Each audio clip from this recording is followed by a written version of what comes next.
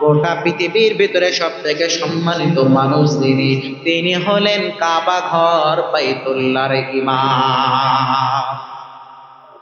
কাবা ঘরের ইমাম যার নাম আব্দুর রহমান সুদাইস, কি পরিমাণে সম্মান আল্লাহ তাকে দান করলেন। ওই কাবা ঘরের ইমাম বাইতুল্লাহর ইমাম আব্দুর রহমান সুদাইস এত সুন্দরভাবে তার কোরআনের তেলাওয়াত, তার কোরআনের তেলাওয়াত এমন কোন যুবক ভাই নাই যে তোমরা শোনো নাই রে বান্দা। ইউটিউবের ভিতরে সার্চ করো কারি আব্দুর রহমান সুদাইস, তার তেলাওয়াত বলে শুনে শুনে শুনে শুনে বান্দা তোমরা সবাই এগুলো পার করে দাও। ও বৃদ্ধ বাবাজিরা, রাত্রে ঘুম হয় না, ঘুমের ট্যাবলেট খেয়েও ঘুম হয় না, আপনি কারি আব্দুর রহমান সুদাইসের তেলাওয়াত আপনার কানের ভিতরে লাগায় দেন। মোবাইলটা অন করিয়া কোনো গান বাজনা না শুনিয়া, অনর্থক কোনো শব্দ না শুনিয়া আব্দুর রহমান সুদাইসের তেলাওয়াত একটু শুনে দেখেন রে বান্দা, আপনার ঘুম অটোমেটিকলি হয়ে যাবে, আপনার মনের ভিতরে তৃপ্তি পাইবেন, শান্তি পাইবেন। ওই আব্দুর রহমান সুদাইস কোরআনের কারণে এত পরিমাণে দাম আল্লাহ দিলেন, কোরআনের কারণে এত পরিমাণে সম্মান তার সিনার ভিতরে কোরআন থাকার কারণে আব্দুর রহমান সুদাইস এত পরিমাণে দামি হয়ে গেল রে বান্দা।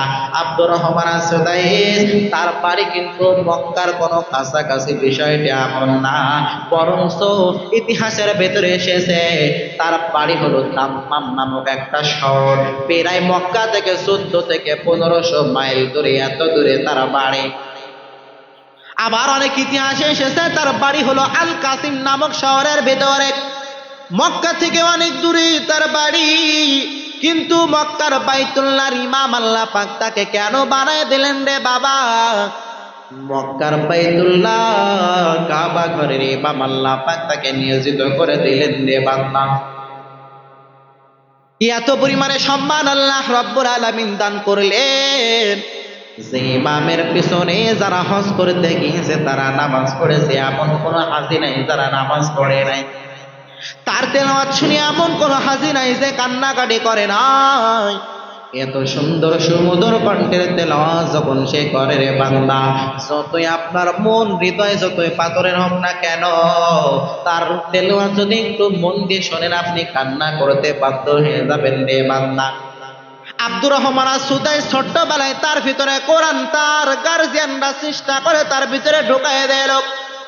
আব্দুর রহমান সুদাইসকে জিজ্ঞাসা করা হইল, ও আব্দুর রহমান সুদাইস, এত সম্মান আপনাকে আল্লাহ কেমনে দান করলেন? কি কারণে আপনি এত সম্মানের অধিকারী হয়ে গেলেন? আল্লাহ পাক এত সম্মান আপনাকে দান করলেন। শুধু বাংলাদেশ থেকে আপনার পিছনে মানুষ নামাজ পড়ে বিষয়টা এমন না, শুধু ইন্ডিয়া থেকে আপনার পিছনে মানুষ নামাজ পড়ে বিষয়টা এমন না, শুধু সৌদি থেকে মানুষ আপনার পিছনে নামাজ পড়ে বিষয়টা এমন না, শুধু কাতার থেকে মানুষ এসে আপনার পিছনে নামাজ পড়ে বিষয়টা এমন না। গোটা পৃথিবীর সমস্ত মুসলিম কান্ট্রি থেকে যারা মক্কা, যারা হজ পালন করার জন্য আসে, যারা উমরা পালন করার জন্য আসে, আপনার পিছনে তারা নামাজ পড়িয়া পড়িয়া আপনি যতই বড় কিরাত ধরেন না কেন, দুনিয়ার ভিতরে মানুষ একটা ছড়া একবার শুনলে দ্বিতীয়বার আর শুনতে চায় না, একটা কবিতা একবার শুনলে দ্বিতীয়বার এই কবিতার শুনতে চায় না, এক বয়ান একবার শুনলে দ্বিতীয়বার ওই বয়ান আর মানুষ শুনতে চায় না রে বান্দা। কিন্তু আপনার সুমধুর কণ্ঠের তেলাওয়াত, এত সুন্দর আপনার কণ্ঠের তেলাওয়াত, আপনি এক তেলাওয়াত যদি বারবার বারবার বারবার করেন, তারপরও মানুষগুলো আপনার তেলাওয়াত শোনার জন্য বড্ড পাগল পারা হয়ে যায়। আব্দুর রহমান সুদাইস জানাই দেয়, ও মিডিয়ার মানুষেরা, আমার বয়স যখন 6 মাস, এমত অবস্থার ভিতরে আমি কোরআনটা পরিপূর্ণ হেফজ সম্পূর্ণ করে ফেললাম। ছোট্ট বছর আমার বয়স, বেশি না, মাত্র 6 বছর আমার বয়স। এমত অবস্থার ভিতরে আমার মা আমার সঙ্গে লইয়া লইয়া লইয়া লইয়া লইয়া এই মক্কার ভিতরে যখন উমরা করার জন্য আসে, আমার মা উমরা করতে আসার পর আমি আব্দুর রহমান সুদাইসকে ডাক দিয়ে জানায় দেয়, ও আব্দুর রহমান সুদাইস, তুই তো এই মক্কার এই কাবা ঘরের সম্মান রক্ষা করতে পারবে না, কারণ তুমি হলো ছোট্ট মানুষ, বোঝো না তুমি এই কাবা ঘর নাপাক করে ফেলতে পারো, কারণ পবিত্রতার গ্যারান্টি তুমি দিতে পারবা না।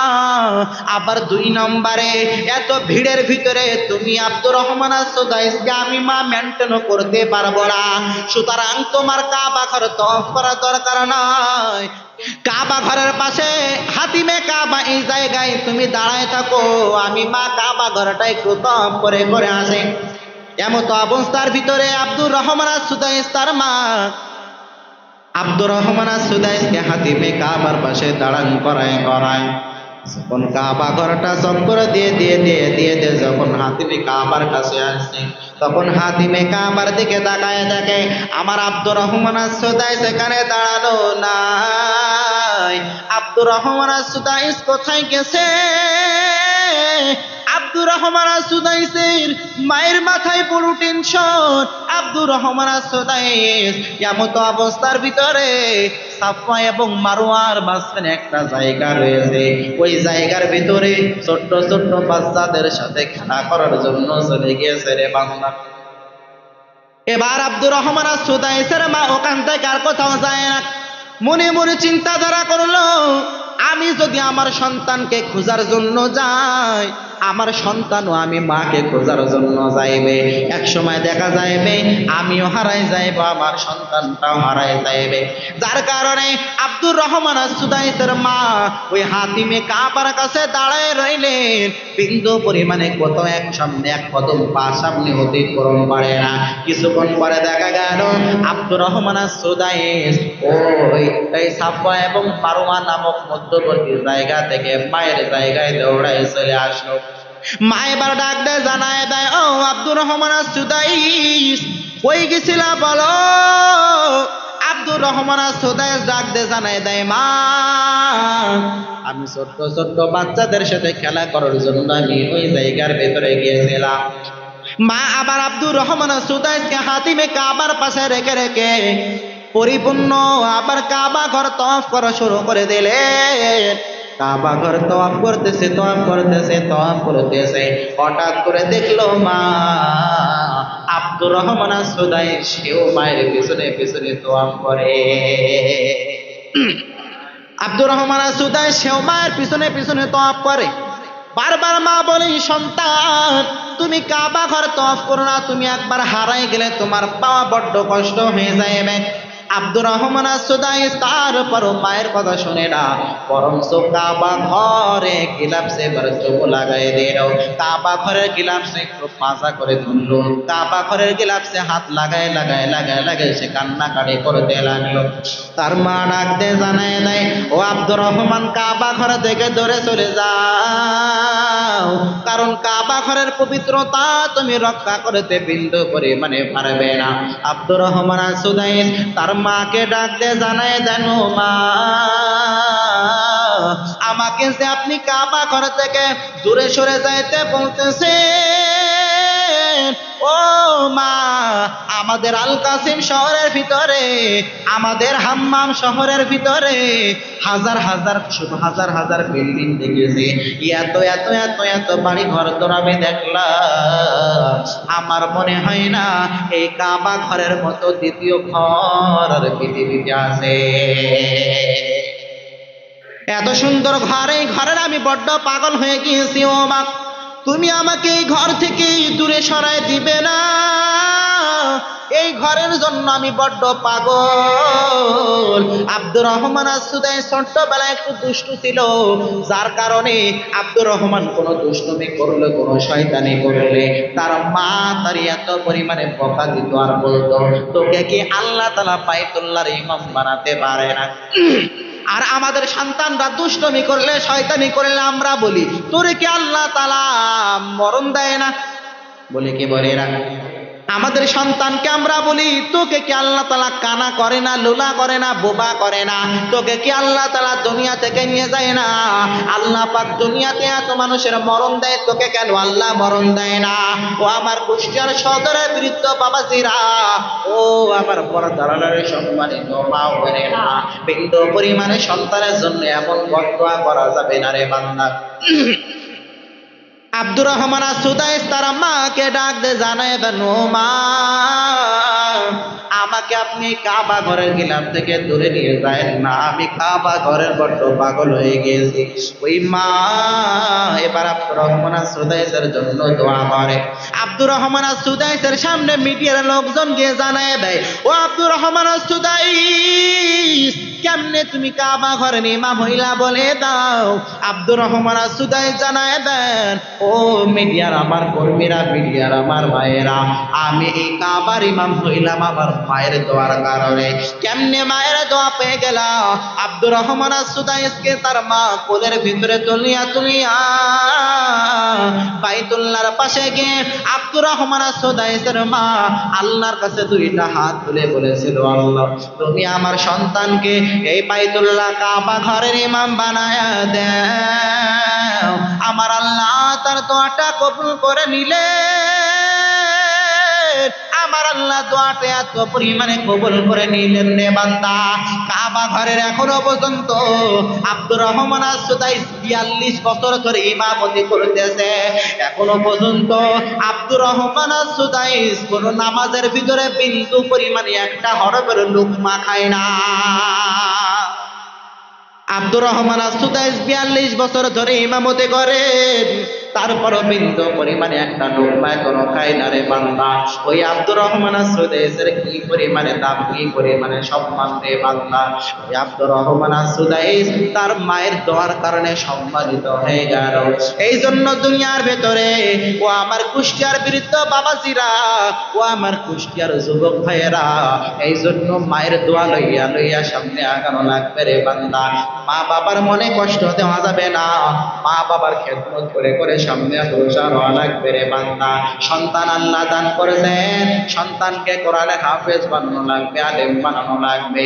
মায়ের দোয়া যদি নিয়ে আগাইতে পারে, দুনিয়াতেও সম্মানিত আবার আখিরাতেও সম্মানিত করে দেবেন একজন, তিনি কে?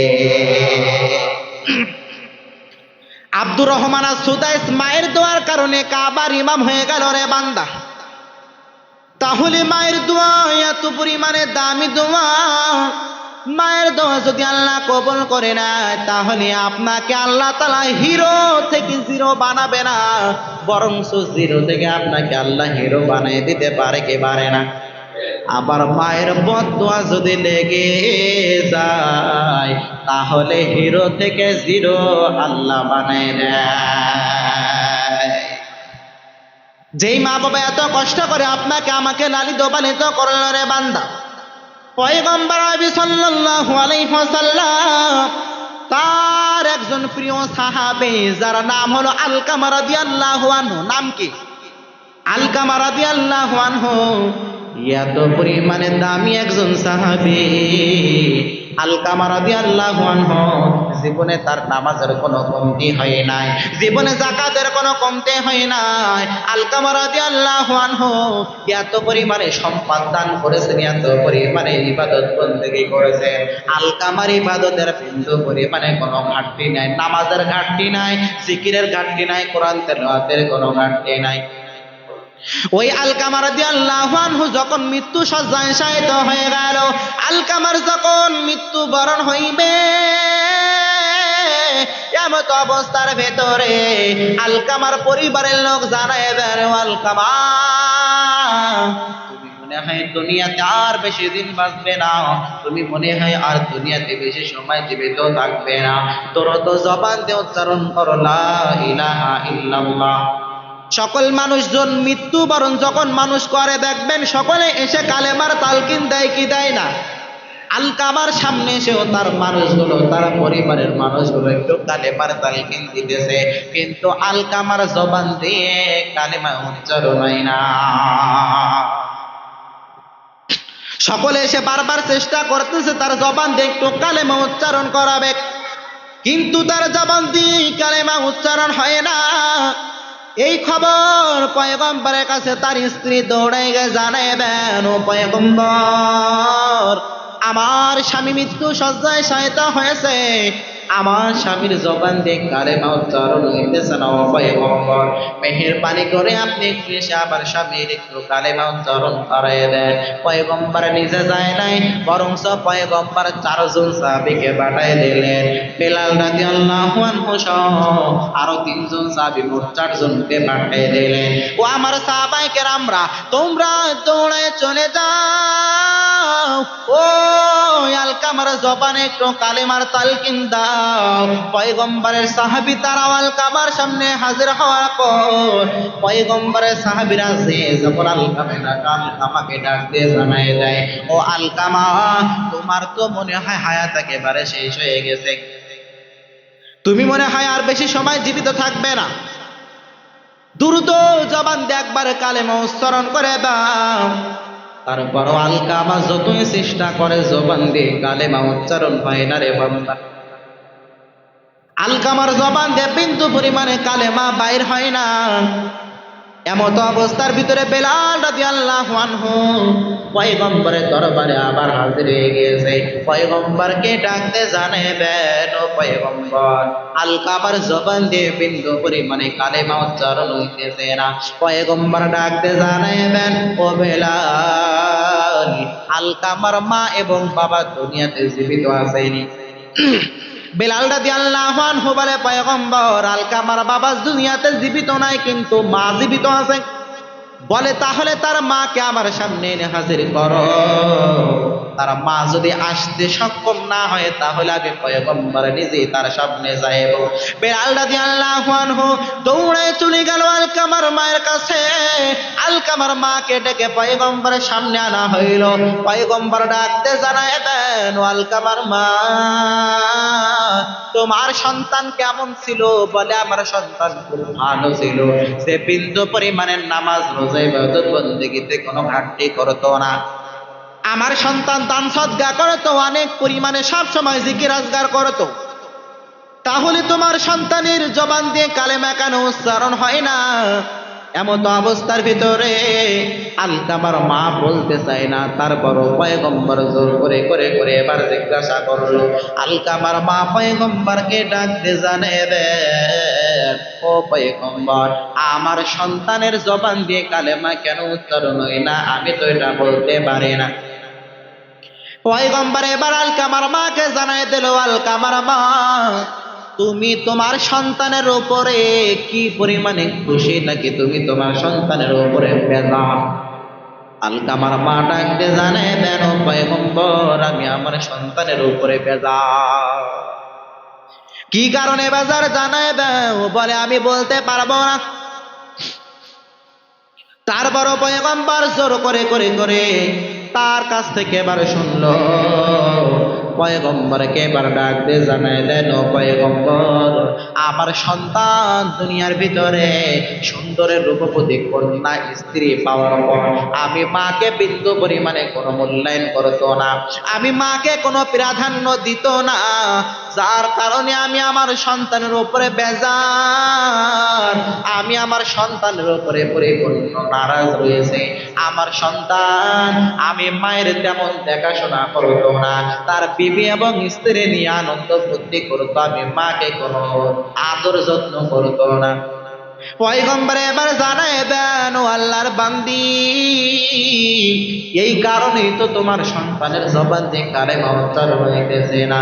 তোমার সন্তানকে এখনই আগুনের ভিতরে পোড়ানো হইবে। তোমার সন্তান মৃত্যুবরণ করার পর আল্লাহর জাহান্নামের আগুন সে চলে যাইবে। আমি নবী একটু নিজের হাতে বিচার তার দুনিয়াতেই করে দেই। আলকামার মাকে ডাক দিয়ে জানায় দেয়, আলকামার মা, তুমি তোমার সন্তানের উপরে রাজি হয়ে যাও, তাহলে তোমার সন্তানের জবান দিয়ে কালেমা উচ্চারণ হয়ে যাইবে। আলকামার মা ডাক দিয়ে জানাবে, ও পয়গম্বর, না না, আমি আমার সন্তানকে মাফ করবো না, তার উপরে রাজি হতে পারে না। পয়গম্বর এবার ডাক দিয়ে জানাবে, ও আমার সাহাবায়েরা, তাহলে তোমরা সকলে এবার শুকনা লাকড়ির ব্যবস্থা করে ফেলো। এই আলকামাকে এবার আগুনের ভিতরে জীবিত জ্বালিয়ে দেওয়া হইবে। আলকামার মা ডাকতে জানাইবেন, ও পয়গম্বর, না না, আমার সন্তানকে আপনি কখন আগুনের ভিতরে জানাবেন না, কারণ আমি আমার সন্তানকে এত কষ্ট করে ছোট্টবেলা থেকে লালিত পালিত করলাম। আমার সন্তানকে আমার সামনে আপনি আগুনের ভিতরে জ্বালাইবেন, এটা আমি মা হয়ে কখনো বিন্দু পরিমাণে মানতে পারি না। পয়গম্বর জানাই দিলেন, তাহলে তুমি তোমার সন্তানের উপরে রাজি হয়ে পরিপূর্ণ মাফ করে দাও।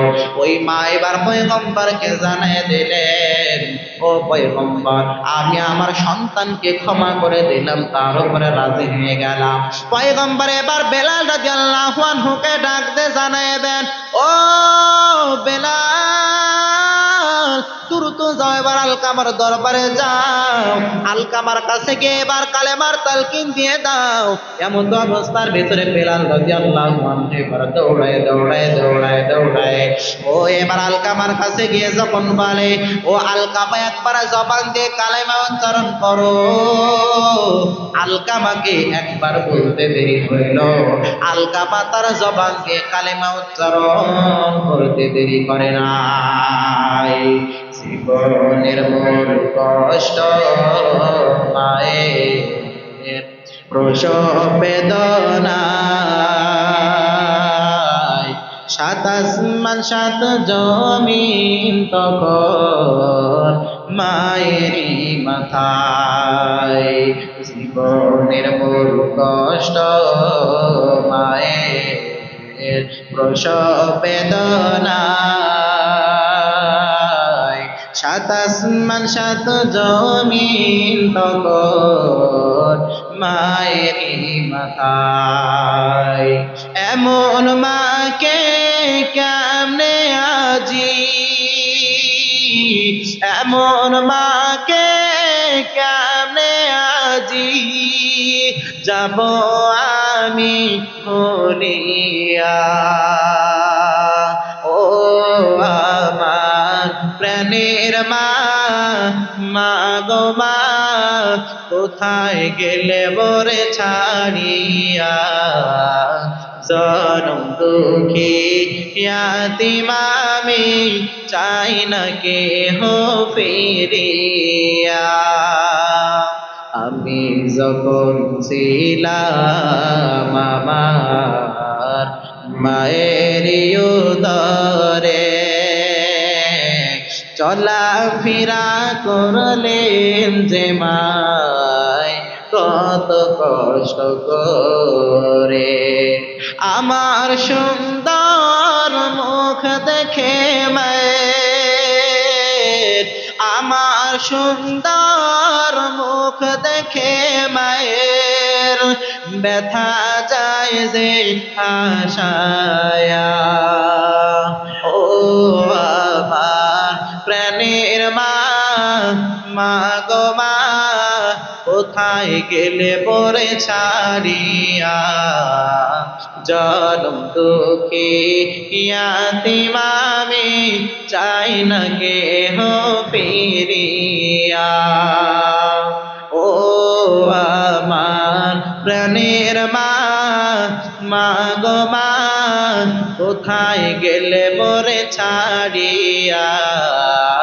জনম দুঃখী ইয়াতীম আমি, চাই না কেহ ফিরিয়া। আমি যখন ছিলাম আমার মায়ের উদরে, চলা ফিরা করলেন যে মায় কত কষ্ট করে।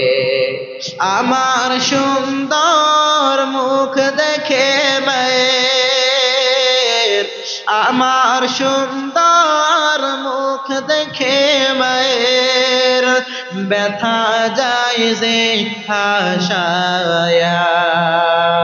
ও আমার প্রাণের মা, মা গো মা, কোথায় গেলে মোরে সারিয়া। জনম দুঃখে ইয়াতিম আমি, চাই না কেহ ফিরিয়া।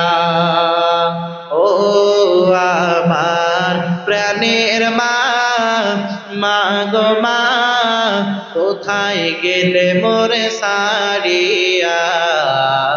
জনম দুঃখে ইয়াতিম আমি, চাই না কেহ ফিরিয়া।